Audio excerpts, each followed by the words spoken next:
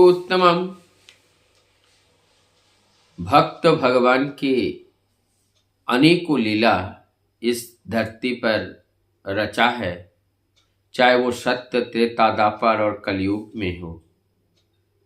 आज हम एक ऐसे भक्त के बारे में चर्चा करेंगे जिनका जीवन अनियंत्रित था, लेकिन चतुर चूड़ामणि ठाकुर जी के संस्पर्श में आकर वो नियंत्रित हो गए। ठाकुर जी से मिलने से पहले वो कुसंस्कारी थे, लोगों के ऊपर अत्याचार, दाम्भिकता करने का एक दल बनाकर घूमता था। लेकिन जब परमदयाल के साथ उनका संयोग हुआ, उन्हीं के वही हाथ, जो हाथ लोगों को अन्याय अत्याचार करते थे, उसी हाथ में आज जो बजाने वाली कीर्तन में ढोलक बजा रहे हैं, उसमें मंजरी बजा रहे हैं और नाच नाच कर कीर्तन करते हुए सबको उस कीर्तन में मदमस्त करने का काम कर रहे हैं। अब ये किशोरीदा ठाकुर जी से उम्र से में बड़े थे। प्रतापपुर में इनका जन्म हुआ था। बाल्य जीवन में ठाकुर जी से बहुत खेलते थे, लेकिन संयोगवश ये हुआ कि जिनके साथ खेलते हैं उनको भगवान मान करके उनको श्रद्धा करना बड़ा कठिन काम है। लेकिन ये आगे बढ़ता गया और किशोरीदा का चाल चलन, ठाकुर जी का चाल चलन में जमीन और आसमान का अंतर था। ठाकुर जी को एक अच्छे प्रवृत्ति एक माने जाते थे, लेकिन किशोरीदा को दुष्ट स्वभाव के माने जाते थे। बाद में जब ठाकुर का सहपाठी बना किशोरीदा और किशोरीदा के साथ जब घुलने मिलने लगे, सब लोग आपस में कनाफूसी कर रहे थे कि अब ठाकुर बदल जाएंगे, क्योंकि ये दुष्ट लड़के के साथ मिलना शुरू किया। और ये बात माता मनमोहिनी के कान तक पहुंची, और जब माता मनमोहिनी के कान तक पहुंची, मां ने भी ठाकुर अनुकूल को डांटा। लेकिन बालक अनुकूल ने मां को एकदम जवाब दिया कि मां देखना, तेरा बेटा अगर उस किशोरी मोहन से अगर पराजय हो जाता है, हार जाते हैं, तो वो उनके साथ हो जाएगा, और अगर किशोरी हार जाता है तो वो मेरे साथ हो जाएगा। और उन्होंने मां से प्रोमिस किया, देखना मां, मैं उसे अपने पक्ष में करके ही छोड़ूंगा। तो ऐसे दृढ़ प्रतिज्ञा करके वो उतरते हैं और फिर उनका जीवन अब बदलना शुरू होता है। कहाँ जहाँ दुष्ट लोगों के साथ घूमते थे और समाज में कुकृतियां के करने के पीछे भागते थे, लेकिन अब जो है वो अनुकूल के साथ हो गए और अनुकूल जो कहते हैं वो मानने लगे। ठाकुर अनुकूल उन जो चतुर चूड़ामणि हैं, एक दिन उन्होंने कहा कि किशोरीदा को कहा कि आप जाओ, आप सोनामुखी चले जाओ, और सोनामुखी में वहां पे ठाकुर है, ठाकुर हरनाथ है, आप उनके पास जा करके आओ, उनसे मिल करके आओ। और वहां जाते हैं। वो उस समय जो सोनामुखी में जो हरनाथ ठाकुर थे, वो हरनाथ ठाकुर बड़े फेमस थे। वो अंतर्यामित्व थे, उनके अंदर के अंतर की बातें वो बताते थे और गंभीर तत्व की बात बताते थे, भविष्यवाणी करते थे। तो उनके पास उस समय सभी लोग आ रहे थे और उस समय उनको भगवान के रूप में लोग देख रहे थे। तो ठाकुर जी ने उनके पास भेजा नाम दान दीक्षा के लिए। ठाकुर ने उनके पास भेज दिया, जाओ उनके पास से ले लो। और उनके पास गए किशोरीदा दीक्षा लेने के लिए। दीक्षा लेने की बात उन्होंने कही। उन्होंने जैसे ही दीक्षा लेने की बात कही, ठाकुर हरनाथ ने कहा कि तुम जिसके पीछे पीछे घूम रहे हो वही सदगुरु हैं, और तुम्हारा नाम दान तुम उन्हीं से लो, और यही तुम, उसी में तुम्हारा कल्याण है। तो वो हरनाथ ठाकुर ने जैसे ही कहा, तो उन्होंने सोचा कि शायद ये हमें टकरा रहे हैं, इसको हमें हटा रहे हैं, हमें देना नहीं चाह रहे हैं।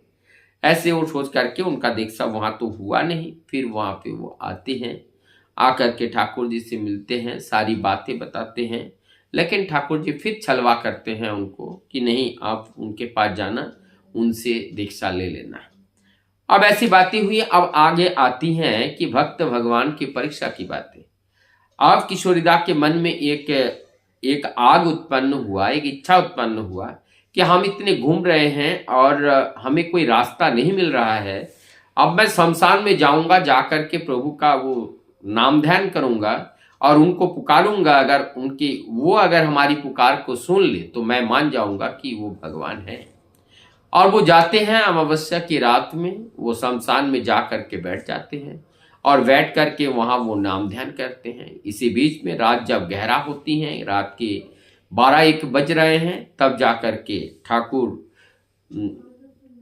ठाकुर किशोरी कह करके उस रात के अंधेरे में शमशान घाट तक पहुंच जाते हैं। और जब ये आवाज जब किशोरीदा के कान में पहुंचती हैं, तब जाकर के वो ठाकुर वहां पे उपस्थित हो जाते हैं। तब ये किशोरीदा कहते हैं कि इतनी रात में ठाकुर आप यहाँ कैसे आए? ठाकुर जी कहते हैं तुमने बुलाया क्यों?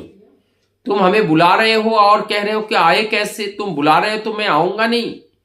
तो ये सारी बात हुई। तो उसके बाद आप ठाकुर जी आते हैं शमशान में, उनका हाथ पकड़ते हैं, कहते हैं चलो घर चलो, और उनको घर ले जाने के लिए उनको उठाते हैं। वो थोड़ा थोड़ा डरते हैं कहीं ये भूत ऊत तो नहीं है, और वो दूर खड़े रहते हैं। फिर हाँ में हाँ भर देते हैं। किशोरीदा कहते हैं अच्छा चलिए ठीक है, आते हैं। वो चलते हैं, लेकिन मन मन में सोच रहा है, पैर की ओर देख रहे हैं कि भूतों का तो पैर नहीं होता है, कहीं ये तो नहीं है कि भूत हमारे साथ छल कर रहे हैं। ठाकुर जी अंतर्यामी है, उस बात को समझ गए और ठाकुर जी कहने लगे किशोरीदा मेरा पैर जमीन पे है तो है ना? तो उनकी मन की बातों को उन्होंने कह दी, कहा हाँ ठाकुर है। फिर अब ठाकुर आगे आगे चल रहे हैं, पीछे पीछे किशोरीदा चल रहे हैं। आप किशोरीदा के मन में आया कि इस जो ठंड का रात है, अगर ये ठाकुर अगर भगवान है, अंतर्यामी हैं, तो अगर इस ठंड में अगर इस नदी में, पद्मा नदी में उतर के अगर नहा ले तो हम समझ जाएंगे कि ये भगवान है, ये अंतर्यामी है, अंतर्यामी भगवान है, ये सदगुरु है। थोड़ी दूर आगे चल करके आपकी ठाकुर जी कह रहे हैं कि किशोरीदा आप थोड़ा सा रुकिए, मैं थोड़ा नहा लेता हूं, पैर में मुझे कुछ लगा है। अब किशोरीदा ने सोचा हो सकता है कि ठीक कह रहे हैं कि कुछ लगा है, इसलिए नहा लिया होगा। उन्होंने सोचा दोबारा प्लानिंग बना ली कि अगर दोबारा नहा लेते हैं तो मैं समझ जाऊंगा कि ये अंतर्यामी है। थोड़ी देर बाद ठाकुर जी फिर कहते हैं कि किशोरीदा आप थोड़ा सा रुकिए, और रुकने के बाद फिर कहते हैं कि मैं थोड़ा नहा के आता हूं। और वो नहा के आते हैं, नहा के आने के बाद वो फिर चल पड़ते हैं। ऐसे चल पड़ते हैं, ऐसे कहानी चलती रहती है, ऐसी कहानी, ऐसी घटनाएं, अनेकों घटनाएं होती हैं। फिर भी उनके मन में थोड़ी देर बाद फिर जो है वो फिर बहम आ जाती हैं, ये क्या जाती हैं कि कहीं ये हमने जो सोचा और वही उन्होंने कर दिया, कहीं इसमें और कोई छलवा तो नहीं है। अब प्रत्येक दिन किशोरीदा के घर पे शाम को कीर्तन होते हैं और वहां पे शाम को प्रसाद वगैरह बढ़ते हैं। आप किशोरीदा ने सोचा कि आज के दिन मैं घर पे प्रसाद खुद ला के रख दूंगा, और वो प्रसाद अगर वो खुद ठाकुर अगर मांग के हमसे खाए तो मैं समझ जाऊंगा ये अंतर्यामी है और ये भगवान है। अब ये बात ऐसी हुई, उन्होंने फिर जो है दूसरे दिन उन्होंने कीर्तन के लिए उसे बुलाए गए। कीर्तन के लिए आते ही हैं और कीर्तन के लिए आए, ठाकुर जी वहां पे कीर्तन में चले गए। शाम हुई, शाम के साथ सब बस से वापस चले आए, ठाकुर जी भी घर को वापस आए। आप किशोरीदा कह रहे हैं कि आज ठाकुर जी ने मेरी मन की बात जान नहीं पाए, इसका मतलब वो अंतर्यामी नहीं है। और रात की गहराई में ठाकुर जी फिर घर से वापस आए और आते हुए किशोरीदा कहते हुए, आवाज लगाते हुए किशोरीदा के घर आते हैं। कहते हैं किशोरीदा मुझे पानी पिलाओ। आप किशोरीदा आते हैं कि ठाकुर लीजिए पानी। कहते हैं आज मैं पानी जो है खाली सादा पानी नहीं पीऊंगा, आज आपके घर में मैं मिठाई खाऊंगा और वो संदेश, गुड़ का संदेश खाऊंगा। अब वो किशोरीदा कहते हैं कि गुड़ का संदेश हमारे घर में कहाँ पे आएगा, गुड़ का संदेश। और किशोरीदा वो बहाना बनाने लगे कि अब ये गुड़ का संदेश कहाँ से मिलेगा। लेकिन ठाकुर जी अब मानने वाले नहीं हैं। जब उन्होंने नहीं दिया, स्वयं ठाकुर जी उठ करके गए और वो जो चद्दर था, जो भी कंबल चद्दर जो भी था, उसके तय के अंदर वो गुड़ 2 संदेश रखा हुआ था। ठाकुर जी स्वयं जा करके उनको निकाल के लाए और उन्होंने खाए और वहां से चले आए। आप किशोरीदा कह रहे हैं कि अब मैं क्या करूं, मैं इनके पैर में पड़ूं या अपने आप को समर्पित करूं? यह तो अंतर्यामी भगवान है। जो मैंने सोचा और वो जो है तुरंत उसका वही बात जो है साबित हो गया। जितना परीक्षा मैं ले रहा हूं सारे परीक्षा में उत्तीर्ण हो रहे हैं। आप किशोरीदा मन ही मन कहते हैं, मन ही मन कहते हैं, किशोरीदा अगर आपने जो ये मन में सोच रहे थे, आप अगर दीक्षा ले लिया, आपने अगर प्रणाम कर लिया, तो कल अगर आपके इतने शिष्य हैं, सब लोग जान जाएंगे, फिर आपका क्या होगा? और जो डर रहे थे जिस बात को लेकर के, वही बात ठाकुर जी उनके मुंह के ऊपर ठाकुर जी ने बोल दिए और उनका विश्वास और गहराता गया और उसी के बाद उन्होंने अपने आप को ठाकुर जी के श्री चरण में समर्पित किया और समर्पित करके अपने संपूर्ण जीवन प्रभु के लिए उन्होंने दे दिया और प्रभु से सतनाम की प्राप्ति उन्हें हो गई। वंदे